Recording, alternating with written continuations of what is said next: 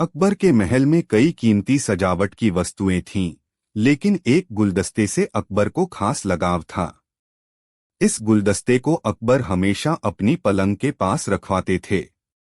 एक दिन अचानक महाराज अकबर का कमरा साफ करते हुए उनके सेवक से वह गुलदस्ता टूट गया।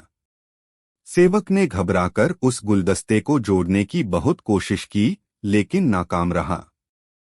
हार कर उसने टूटा गुलदस्ता कूड़ेदान में फेंक दिया और दुआ करने लगा कि राजा को इस बारे में कुछ पता न चले।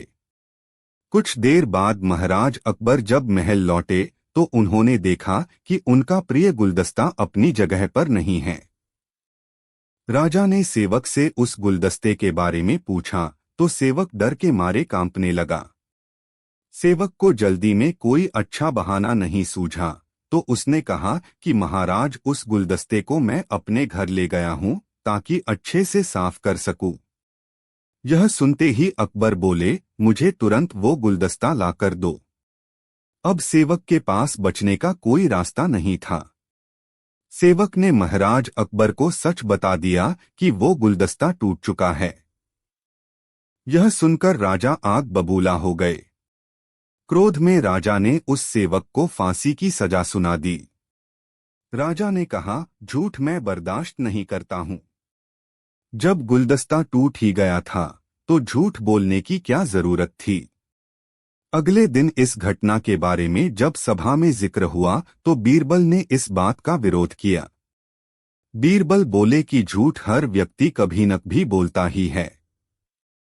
किसी के झूठ बोलने से अगर कुछ बुरा या गलत नहीं होता तो झूठ बोलना गलत नहीं है।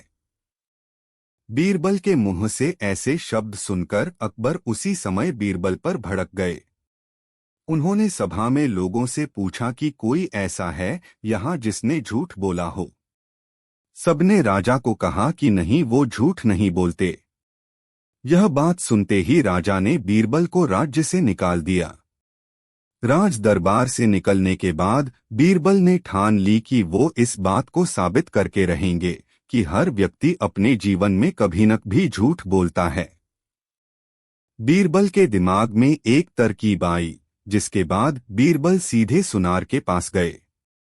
उन्होंने जौहरी से सोने की गेहूं जैसी दिखने वाली बाली बनवाई और उसे लेकर महाराज अकबर की सभा में पहुंच गए।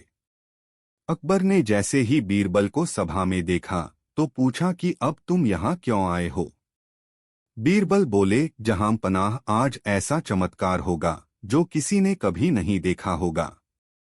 बस आपको मेरी पूरी बात सुननी होगी। राजा अकबर और सभी सभापतियों की जिज्ञासा बढ़ गई और राजा ने बीरबल को अपनी बात कहने की अनुमति दे दी। बीरबल बोले, आज मुझे रास्ते में एक सिद्ध पुरुष के दर्शन हुए। उन्होंने मुझे यह सोने से बनी गेहूं की बाली दी है और कहा कि इसे जिस भी खेत में लगाओगे वहां सोने की फसल उगेगी।